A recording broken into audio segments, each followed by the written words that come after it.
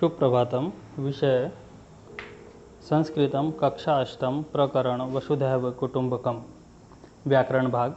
पिछली वीडियो में हमने इस पाठ के अभ्यास भाग को पूर्ण किया था। आज हम इसके व्याकरण के भाग को पूर्ण करेंगे। आइए आरंभ करें।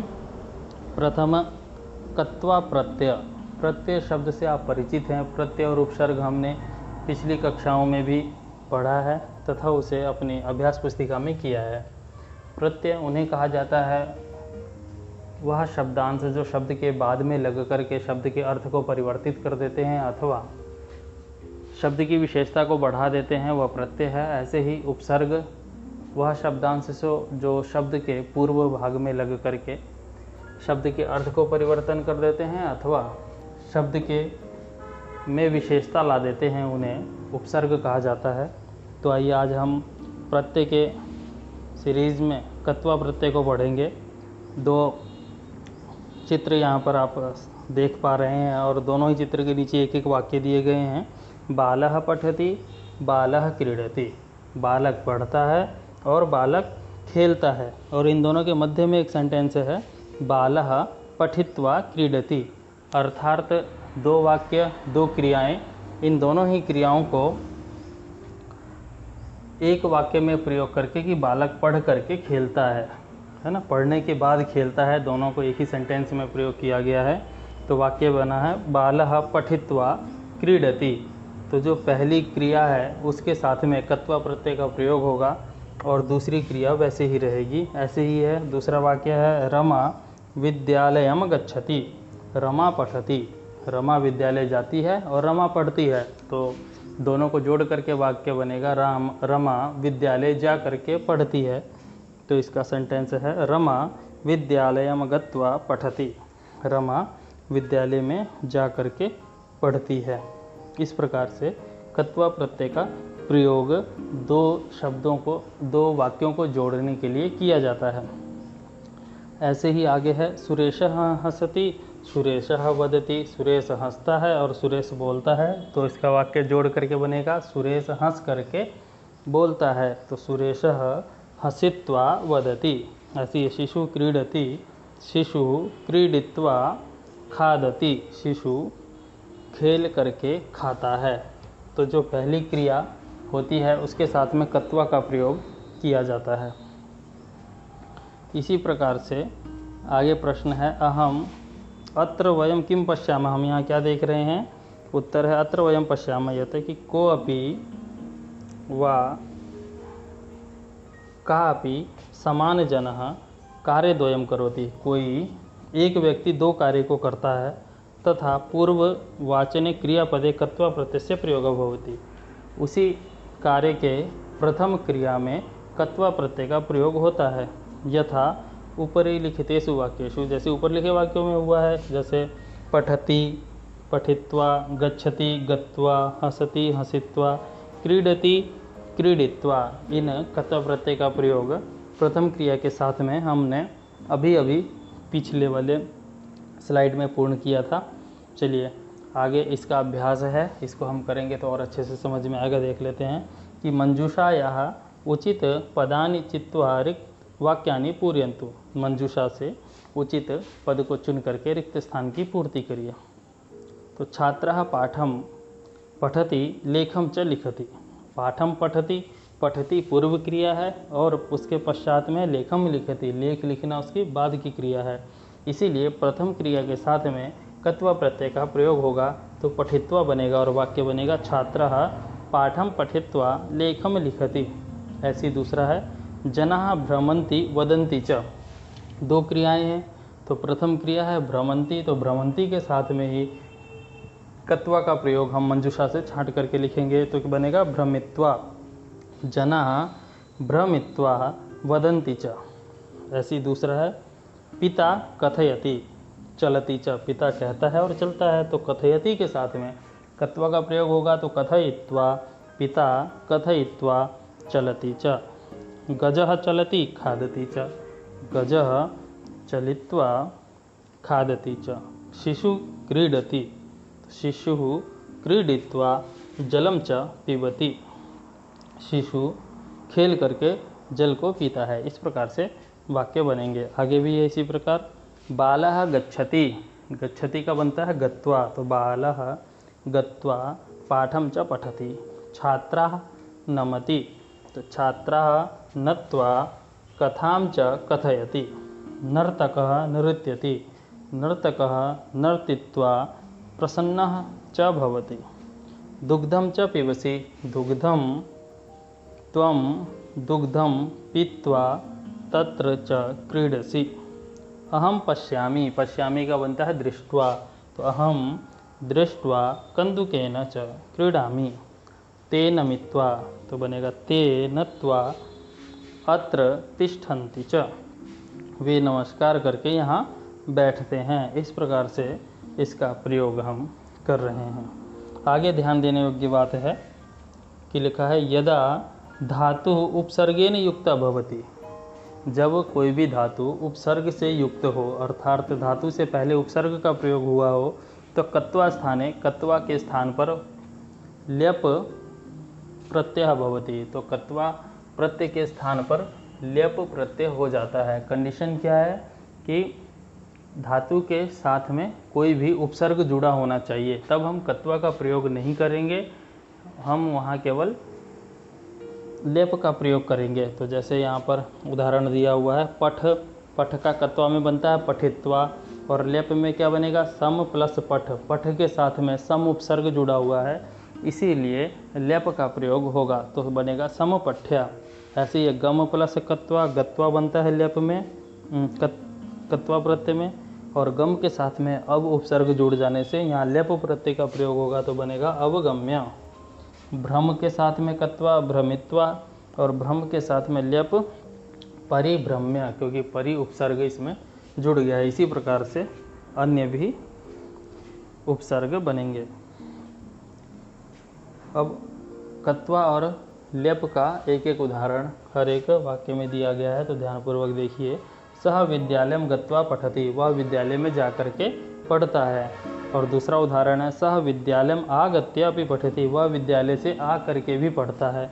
तो गम धातु के साथ में आ उपसर्ग लग जाने से आगत्य शब्द बना है। ऐसी दूसरा सह माता पितरौ नत्वा कार्यम प्रारभते, वह माता पिता को नमस्कार करके कार्य प्रारंभ करता है। कत्वा प्रत्यय है नत्व नम धातु के साथ में, तो दूसरा इसमें है यहाँ पर सह माता पितरौ प्रणम्य, प्र उपसर्ग लग जाने से यहाँ पर लेप प्रत्यय का प्रयोग हुआ है। तो प्रणम्य कार्यम प्रारभ्यते, प्रणाम करके कार्य को प्रारंभ करता है। तीसरा उदाहरण है भक्तः ईश्वरं पूजयित्वा खादति, भक्त ईश्वर को प्रणाम करके खाता है। उदाहरण है भक्तः ईश्वरं समपूज्य खादति, ईश्वर को सम उपसर्ग लग जाने से पूज में समपूज्य बनता है। तो इस प्रकार प्रत्यय और उपसर्ग का प्रयोग यहाँ पर मिल रहा है। और प्रत्यय लेप प्रत्यय का प्रयोग कब हो रहा है, जब किसी धातु के साथ में उपसर्ग का प्रयोग किया जाता है। ऐसे ही चौथा उदाहरण है सह दानम दत्वा पठति, वह दान दे करके पढ़ता है। और अगला उदाहरण है सह दानम प्रदाय पठति, वह दान दे करके है ना पढ़ता है। तो प्र उपसर्ग लग जाने से यहाँ पर लेप का प्रयोग किया गया है। तो क्या बनेगा प्रदाय, और कत्वा के साथ में बनता है दत्वा, प्र उपसर्ग के साथ में लेप का प्रयोग यहाँ पर किया गया है। यही हम यहाँ पर ध्यान देंगे। आगे आइए इसके अभ्यास को पूर्ण करें, और अभ्यास से हमें थोड़ी सी सहायता मिल जाएगी।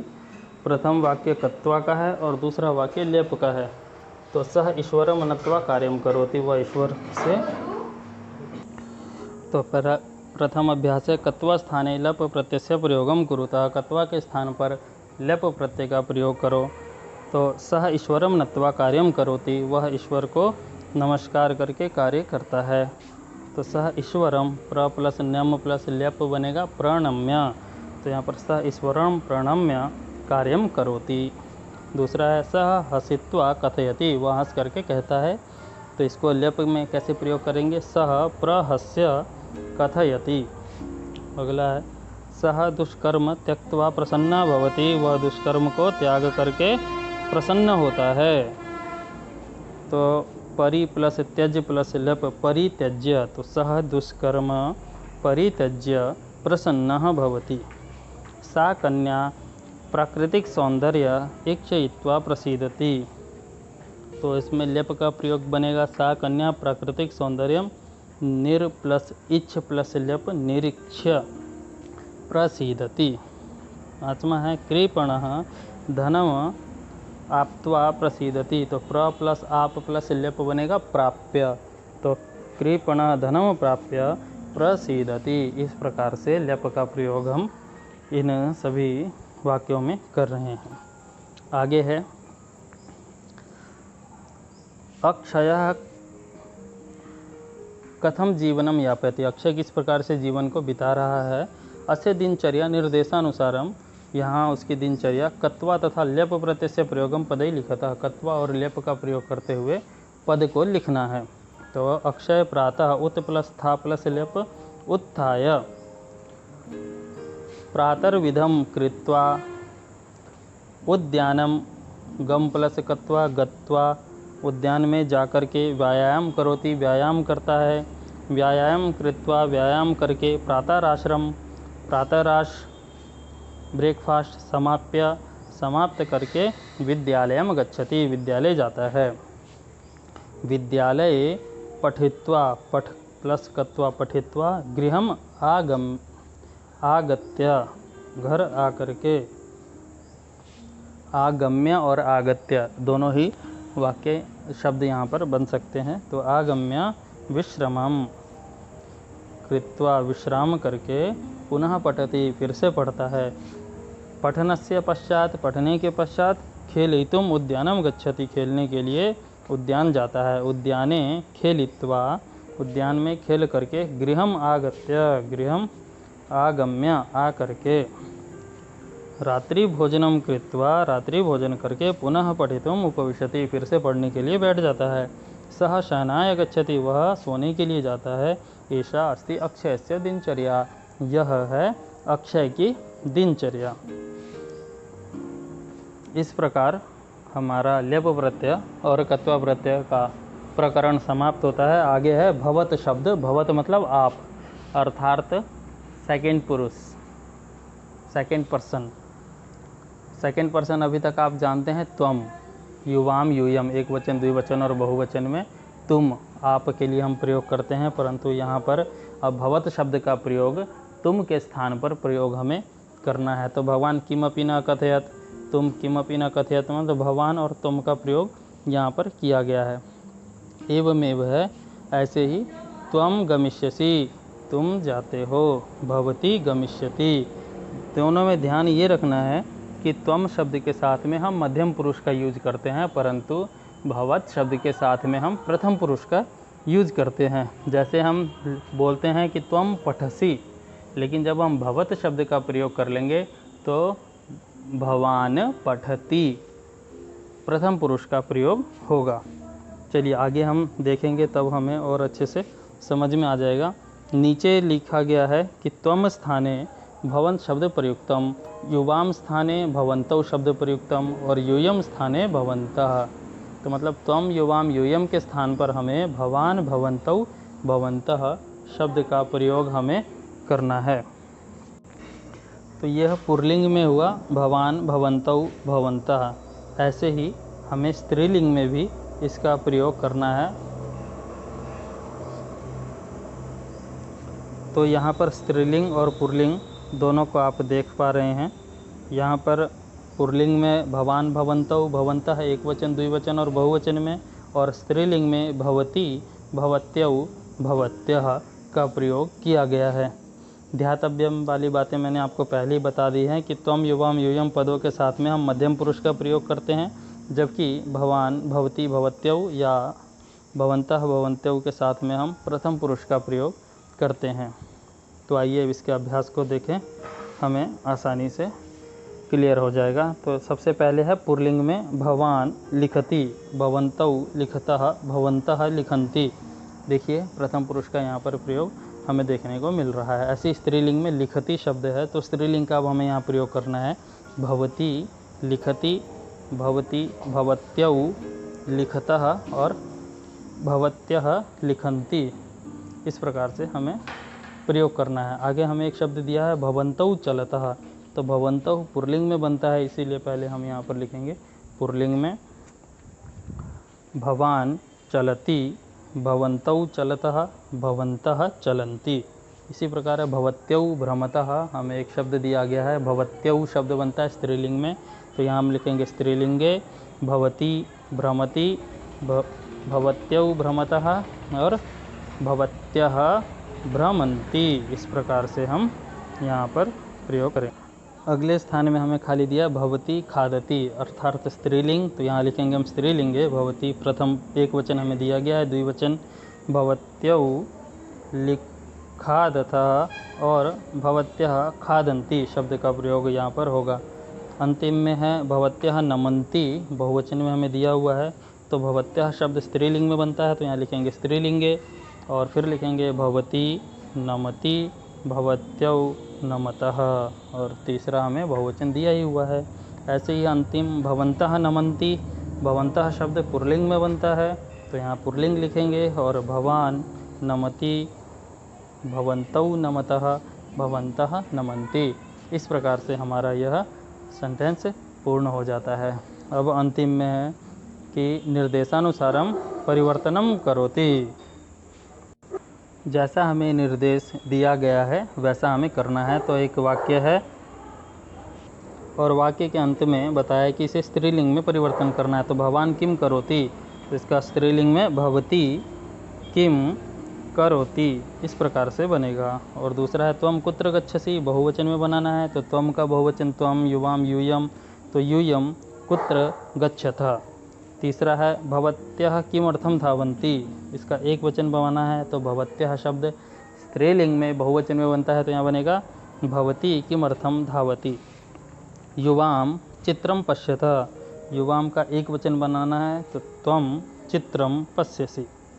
ऐसे ही यहाँ पर वाक्य पुल्लिंग में ही यह दिया हुआ है, इसीलिए इसको परिवर्तन करके हमें करना है स्त्रीलिंग में। तो भवन्तौ का हमें स्त्रीलिंग बनाना है, भवत्यौ कदा पठतः। इस प्रकार से हमारा यह सेंटेंस पूर्ण हो जाता है। इसे अच्छे से करें, समझें। आपका दिन शुभ हो। धन्यवाद।